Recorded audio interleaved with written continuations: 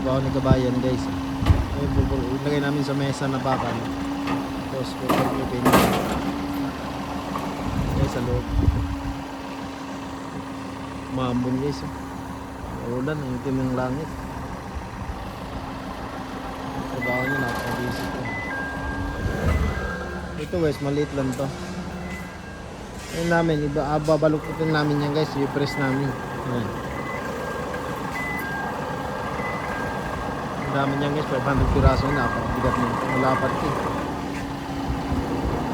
Hindi kaya itulak yan, kaya forklift.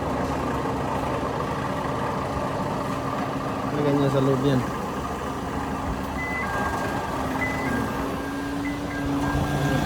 Sa kabayan, napaka-busy ko trabaho.